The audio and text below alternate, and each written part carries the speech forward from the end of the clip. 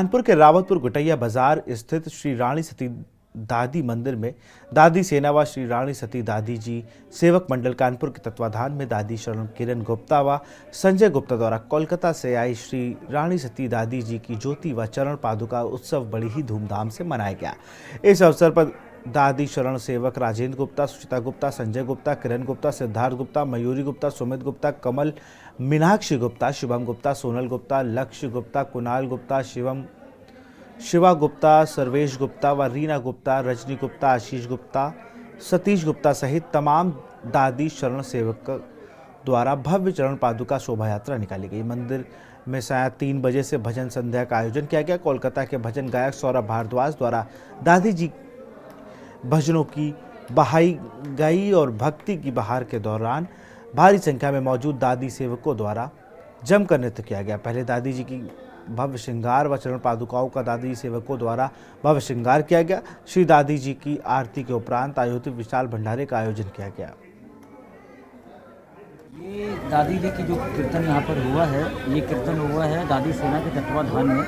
कलकत्ते से 15 जनवरी को दादी जी की यात्रा पैदल चली थी, जो चलते हुए कल अयोध्या पहुंची और आज उनके चरण कानपुर पहुंचे। और संजय गुप्ता जी हमारे कानपुर के भगत दादी के भगत, जो यात्रा के प्रारंभ होने वाले दिन कलकत्ते में थे और आज उन्होंने कीर्तन करवाने का यहाँ पर किया। दादी जी के शरण आए तो दादी सेना के तत्वाधान में कीर्तन कराया गया। ये यात्रा यहाँ से चलकर आगे लखनऊ की ओर देखते हुए ये झुंझुनू धाम पहुँचेगी 2 अप्रैल को। 2 अप्रैल से लेकर 7 अप्रैल तक दादी का वहाँ पर कीर्तन कराया गया। और जितने भी भगत यहाँ से दादी जी की यात्रा में जा रहे हैं, वो सारे भगत निःशुल्क यात्रा के अंतर्गत जा करके कोई भी सम्मिलित हो सकते हैं। उसको अच्छा, ये जो 56 भोग लगाया गया है, आप क्या इसे कलकत्ता से तैयार करके लाए हैं? हाँ जी, बताया गया है। हाँ, ये 56 भोग कलकत्ता के हमारे एक बड़े ही प्रसिद्ध मिठाई वाले हैं गुप्ता ब्रदर्स, उनके यहाँ से आई और मैं ही लेकर के आया हूँ। ये इतना मैनेज कैसे किया आपने कलकत्ता से यहाँ आना? कलकत्ते के भगत है वो सारे, उन्होंने व्यवस्था करवा दी ट्रेन पर रखवाने की, फिर ट्रेन से करा साथ में। तो ये यात्रा कब तक झुंझुनू पहुँचेगी? ये 2 अप्रैल को झुंझुनू पहुँचेगी।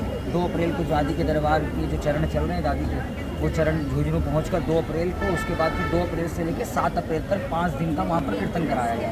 ये चरण जो भेंट किए गए हैं, ये दादी के, ये कहाँ? ये दादी के हैं। कलकत्ते से जो यात्रा चल रही है, जहाँ जहाँ भी उनका पड़ाव है, जहाँ जहाँ भी उनके भगत है, तो जहाँ जहाँ पर दादी रात में रुकेगी, जहाँ जहाँ उनके चरण जाएंगे, वो सारे चरण उन भक्तों को दिए जाएंगे। तो दादी के घर पे आज इनकी बारी थी, आज इनके यहाँ कीर्तन हुआ। और कुछ संदेश देना चाह रहे हैं अपने भक्तों? बस यही देना चाह रहे हैं कि कलयुग की प्रधान देवी है ये, कलयुग के अंदर में इसकी जोत जलती है, कलयुग की सती है।